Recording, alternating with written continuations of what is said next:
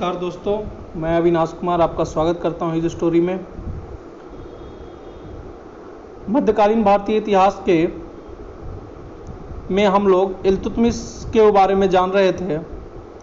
अभी तक के क्लास में हम लोगों ने इल्तुतमिश के प्रारंभिक जीवन, उसके जीवन की चुनौतियां एवं उसके उपलब्धियों के बारे में जाना था।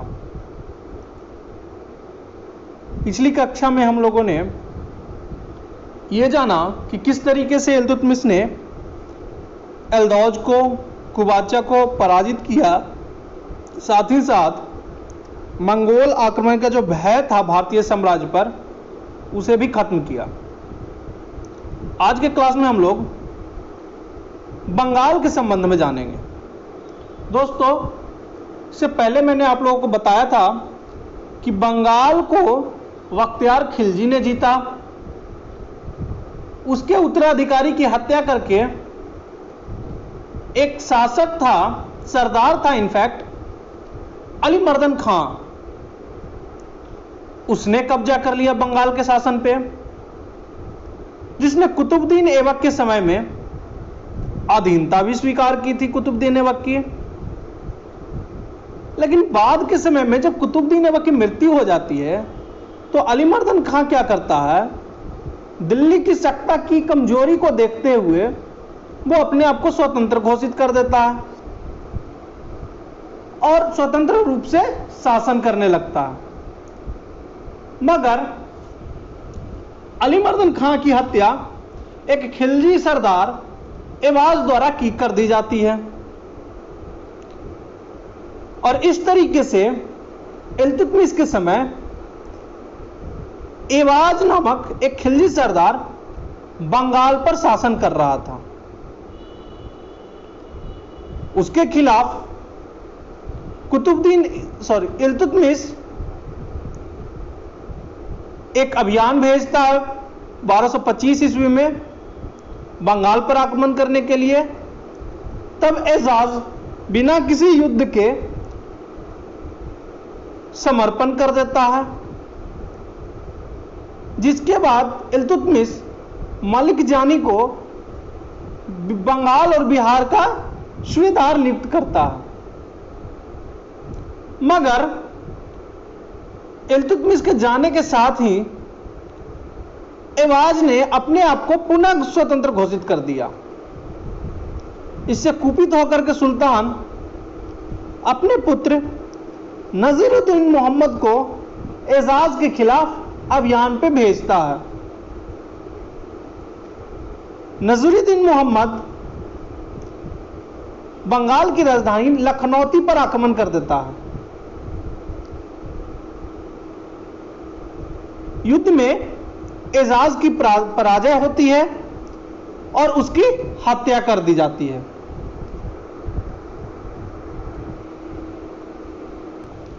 अभी तक जब तक नजीरुद्दीन मोहम्मद जीवित था, बंगाल में सब कुछ ठीक चल रहा था। लेकिन 1229 ईस्वी में नजीरुद्दीन मोहम्मद की मृत्यु हो जाती है।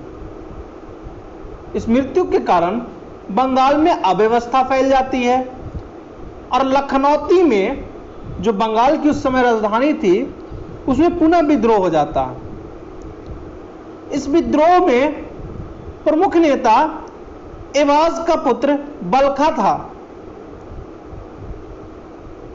एवाज का पुत्र बलखा खिलजियों के इस विद्रोह का नेतृत्व कर रहा था। इसलिए इल्तुतमिश को पुनः 1230 ईस्वी में लखनौती पर आक्रमण करना पड़ा। उसके खिलाफ एक सेना भेजनी पड़ी। युद्ध हुआ और युद्ध में बलखा पराजित हुआ और मारा गया। बंगाल और बिहार को पृथक करने के लिए दो अलग अलग सरदारों को नियुक्त किया गया। इस तरीके से 1230 ईस्वी में बंगाल और बिहार दिल्ली सल्तनत के अधीन हो जाते हैं।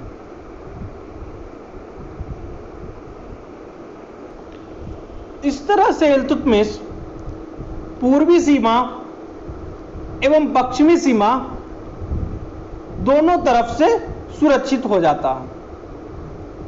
लेकिन एक और महत्वपूर्ण चुनौती अभी बाकी थी, वह थी भारतीय हिंदू राजाओं अथवा राजपूत शासकों के द्वारा किया जाने वाला विद्रोह। इस कड़ी में चूंकि राजपूत शासक छोटे छोटे राज्यों में विभक्त थे, कई राज्यों को इल्तुतमिश जीतता है। 1226 ईस्वी में रणथंभौर को जीतता है। 1227 ईस्वी में मांडेर, जो आज के डेट में मध्य प्रदेश में पड़ता है और दुनिया के सबसे ज्यादा सुरक्षित किलों में से एक किला माना जाता है, मांडेर का किला, जहां परमार राजपूतों का शासन था, उसे जीत लेता है। 1228 ईस्वी में चौहान राजपूतों पर आक्रमण कर चौहान शासक उदय सिंह को अपने अधीन बना लेता है। इसके बाद अजमेर, नागौर पर भी आक्रमण किया जाता है। कालिंजर जैसे राज्यों को भी जीता जाता है। 1234 ईस्वी में इल्तुतमिश मालवा पर चढ़ाई कर देता है और बेलचा और उज्जैन के नगरों को लूटता है। इस क्रम में कई मंदिर एवं मूर्तियों को ध्वस्त किया जाता है। दोस्तों, हम अक्सर पाते हैं कि मुस्लिम शासकों के द्वारा मंदिरों एवं मूर्तियों को तोड़ा जाता था। ऐसा करने के पीछे जरूरी नहीं है कि कोई धार्मिक विद्वेष की भावना हो। ऐसा करने के पीछे अपने तर्क में मैं कहना चाहूंगा कि संभवतः राजनीतिक कारण रहा होगा या फिर आर्थिक कारण रहा होगा, क्योंकि यह सर्वथा विदित है कि भारतीय हिंदू समाज में जो पैसे होते थे वो सर्वाधिक मंदिरों में रखे जाते थे। इस उद्देश्य से मंदिरों को ज्यादा लूटा गया। राजपूत शासकों की तरफ से मुक्ति पाने के बाद इल्तुतमिश दोआब के क्षेत्र को जीतता है। यह दोआब का क्षेत्र गंगा और यमुना के बीच का जो क्षेत्र है, उस क्षेत्र को कहा जाता है। इल्तुतमिश कुतुबुद्दीन ऐबक की मृत्यु के पश्चात दोआब के क्षेत्र के कई हिंदू शासक स्वतंत्र हो गए थे। इल्तुतमिश ने बदायूं, कन्नौज, बनारस, रुहेलखंड, बहराइच, अवध पर विजय प्राप्त कर इन्हें दिल्ली सल्तनत का पूरा अंग बना लिया। चंद्रवार तथा तिरहुत के देशों पर भी सुल्तान ने आक्रमण किया, जहां से उसे अतुल्य संपत्ति की प्राप्ति हुई। इस तरीके से इल्तुतमिश दोआब के क्षेत्र पर भी अपना आधिपत्य जमाने में कामयाब हो जाता है। दोआब के क्षेत्र के बाद एक महत्वपूर्ण बिंदु यह है इल्तुतमिश की उपलब्धियों में कि चूंकि कुतुबी अथवा मोइजी सरदारों के द्वारा इल्तुतमिश का अक्सर विरोध किया जाता था, इसलिए कुतुबुद्दीन ऐबक ने बड़े ही राजनीतिक तरीके से बगदाद के खलीफा द्वारा स्वीकृति पत्र का प्रयोग किया।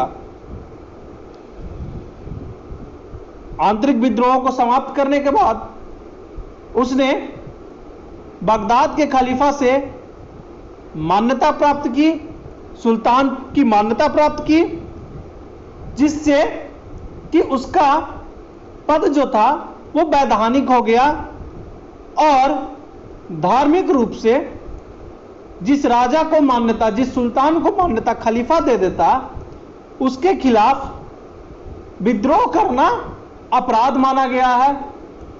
इस तरह से वह आंतरिक मोर्चे पर भी विद्रोह को दबाने में कामयाब रहता है। इसके बाद के क्लास में हम लोग इल्तुतमिश के शासन व्यवस्था के बारे में पढ़ेंगे। तब तक के लिए धन्यवाद।